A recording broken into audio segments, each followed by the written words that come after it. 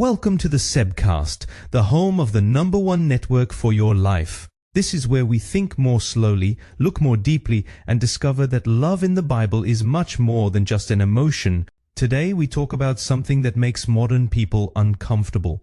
The idea that love and obedience actually belong together.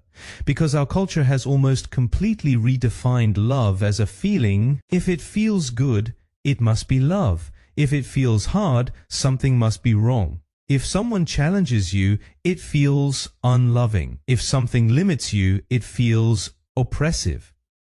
But the Bible talks about love in a much deeper way. In 1 John 5-3 it states, "This is love for God, that we obey His commands." It's almost strange for modern ears, because we are used to seeing love and obedience as opponents. We think obedience steals freedom. We think love means just do what makes you happy. But Jesus sees it differently. For Jesus, obedience is not the opposite of love, it's the fruit of it. It's what happens when you trust someone enough to follow them. Think of it this way. When someone warns you against something that will destroy you, we call it love. When a parent says, "Don't run into the street," it's not control, it's protection. And yet, when God addresses certain things, people often react as if He's trying to make their lives smaller. But what if God's commands are not walls? What if they are railings? What if He's not trying to steal your joy, but to protect you from things that will slowly destroy you? That's where modern people often struggle. We want love without surrender. We want closeness without trust. We want the comfort of Jesus without the transformation of Jesus. But any deep relationship requires trust. You can't say, "I trust you," and at the same time constantly choose your own way. That's why Jesus says in John 14, "If you love me, you will obey my commands." Not if you are afraid of me, not if you are trying to get to heaven. If you love me. True obedience does not primarily grow out of guilt, it grows out of love.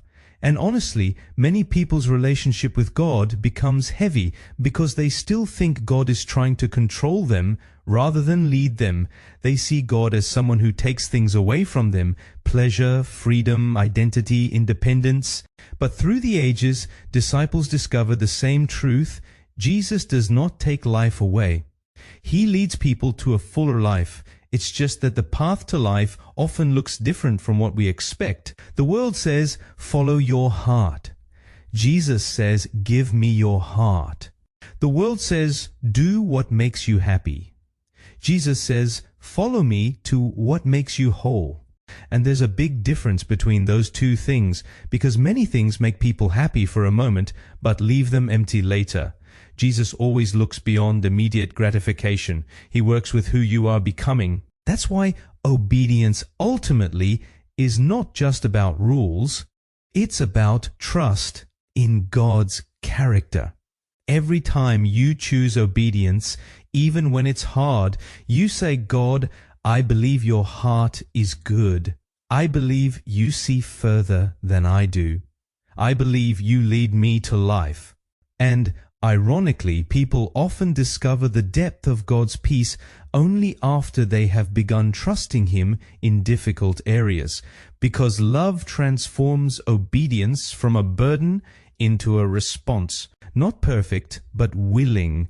Not flawless, but open. And maybe that's the question today. Is your relationship with God mainly built on guilt or on love?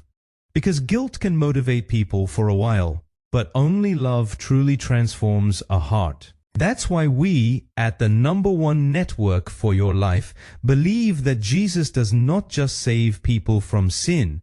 He restores people to a relationship where obedience is no longer just duty, but slowly becomes the natural response of a heart that has discovered how good and trustworthy God really is. Until tomorrow, take care.